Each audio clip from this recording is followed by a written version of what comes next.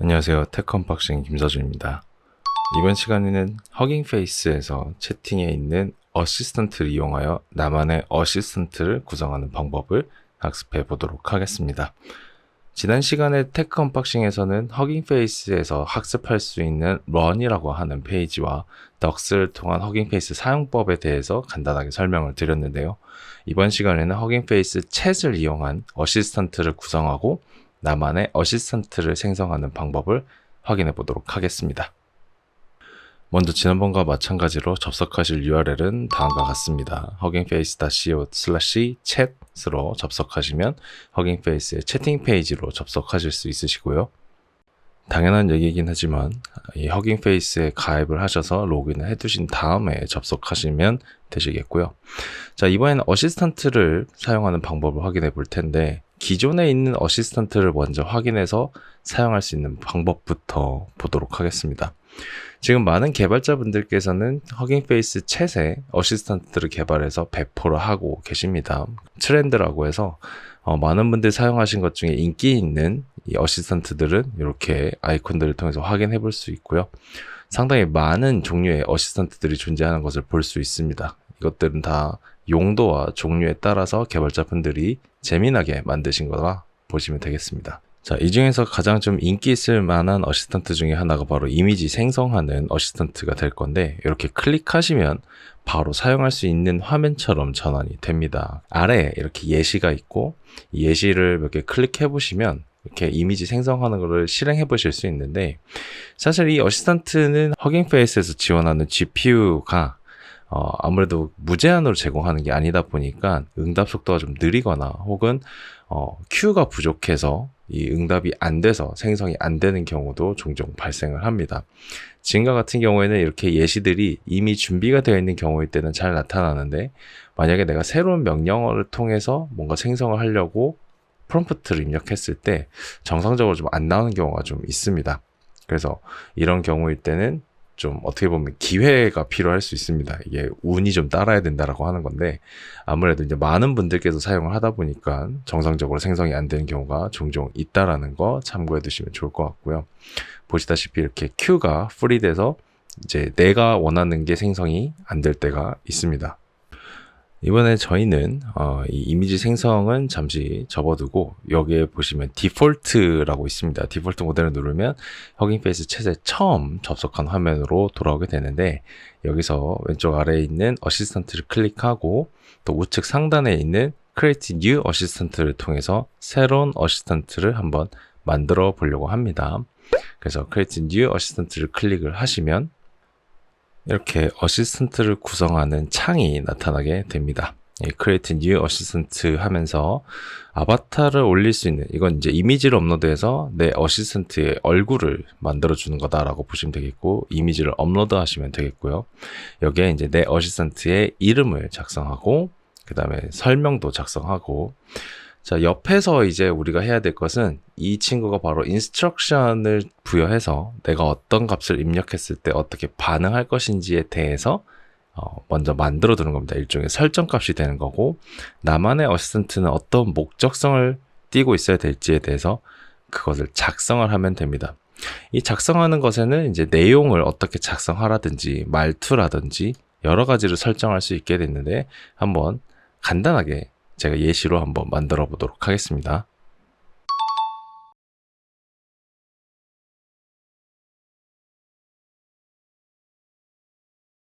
제 어시스턴트는 기획안을 작성하는 C라고 하는 이름의 어시스턴트입니다. 그리고 이 친구에게 좀 재미난 걸 부여했는데 한 가지 부여한 것은 답변을 할 때는 조선시대 임금의 신하처럼 답변을 하라고 제가 프롬프트를 작성을 해두었습니다.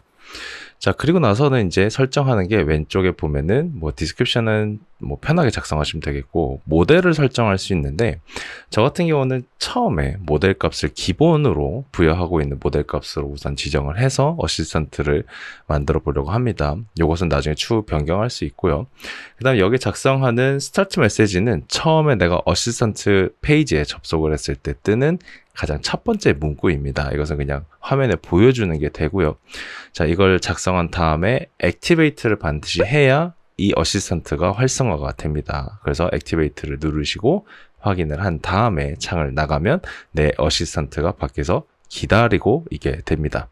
저는 첫 번째 테스트를 위해서 지금 제가 하고 있는 이 테크 언박싱이라고 하는 유튜브 컨텐츠처럼 뭔가 IT 뉴스에 대한 기획안을 하나 만들고 싶어서 한번 물어봤습니다. 그래서 IT 뉴스에 대한 유튜브 컨텐츠에 대한 기획을 위해서 작성을 해보았는데, 이 친구가 상당히 똑똑한 친구인 게 어떤 컨텐츠를 가지고 어떤 식으로 구성할 것인지를 이렇게 답변을 줍니다. 제가 준 내용은 단순하게 그냥 컨텐츠를 만들 것이다 라고 하는 그냥 키워드만 던져줬는데, 이 친구가 말투부터 시작해서 어떤 컨텐츠를 만들고 기획 의도는 어떻게 되고 또 타겟은 어떻다라고 하는 이런 답변들을 아주 상세히 답변을 주었습니다.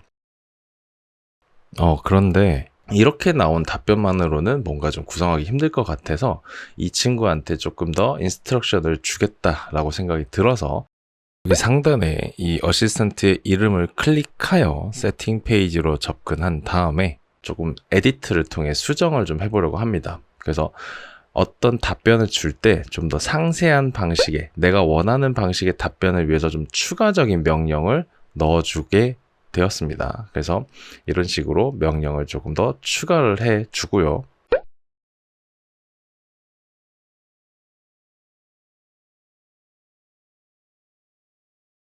자, 이렇게 작성한 다음에 세이브를 하면 새로운 인스트럭션이 추가가 된 겁니다. 자, 그리고 나서 다시 똑같이 한번 작성을 해보라고 시키게 되는 거고요. 자, 그럴 때마다 답변이 조금씩 변경된 것을 확인할 수 있습니다. 그리고 아무래도 이 모델들은 모두 영어 기반의 학습이 우선되어 있다 보니까 한글 답변에 있어서는 답변 속도 좀 늦거나 반응이 조금 늦는 경우도 있습니다. 제가 여러 가지 모델을 테스트를 좀 해봤는데 라마 3 모델도 한국어를 제대로 좀 반영이 안 되는 경우들이 있더라고요. 그래서 허깅 페이스에서 기본값으로 세팅되어 있는 저 모델이 한국어를 그나마 가장 잘 인식을 하고 있었습니다. 아무튼 그래서 지금 이렇게 추가된 인스트럭션에 맞춰서 답변을 작성하는 것을 확인할 수 있습니다. 제가 비용 같은 거는 이렇게 테이블로 작성하라고 인스트럭션을 남겨두기도 했고요.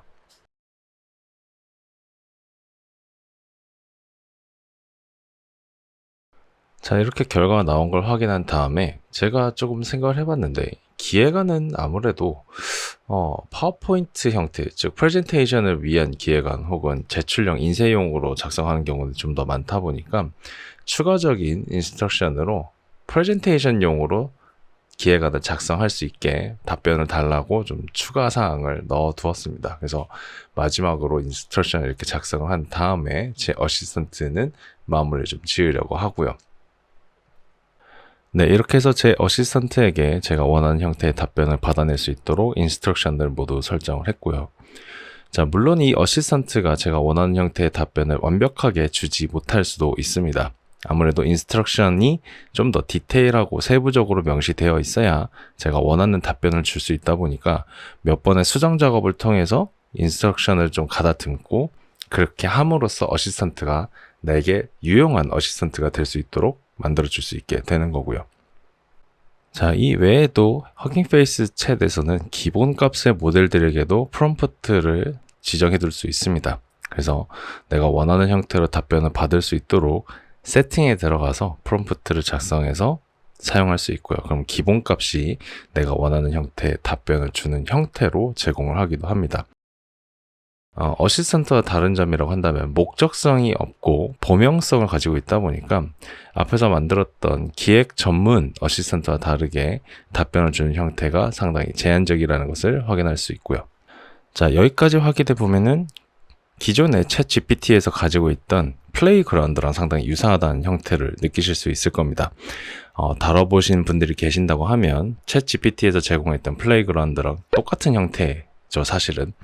자, 가장 큰 차이점이라 한다면 이 허깅 페이스가 제공하고 있는 이 허깅 페이스 챗은 리소스에 대한 제한은 사실 크게 없다라는 겁니다.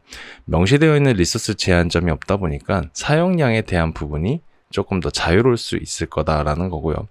물론 다른 점이 하나 있다면 이 친구도 학습이 계속해서 업데이트가 된다고는 하지만 업데이트가 되기 전까지는 어떤 버전의 최신 버전이 어떤 데이터고 어떤 버전인지를 확인하기가 좀 어렵다는 단점도 있습니다. 자, 근데 그 부분을 또 보완할 수 있는 게 이 허깅 페이스가 가지고 있는 가장 큰 장점인 모델을 직접 학습해서 내 모델을 업로드하고 그것을 직접 사용할 수 있도록 스페이스라는 것을 구성할 수 있다라는 겁니다. 이렇게 허깅 페이스 메인 페이지에 돌아와서 스페이스라고 하는 메뉴를 클릭해 보시면 상당히 많은 스페이스들이 갑자기 등장한 걸 볼 수 있습니다.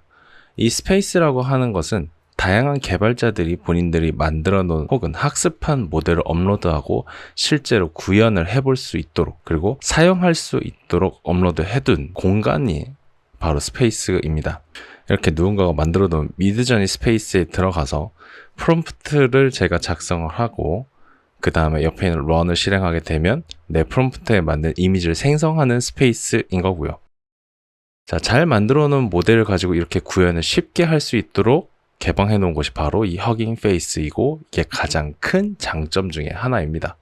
내가 직접 모델을 학습시키거나 파인튜닝 하기가 어렵다라면 누군가가 이렇게 잘 만들어 놓은 스페이스를 이용하는 것도 아주 좋은 사용 방법이 될 수도 있습니다.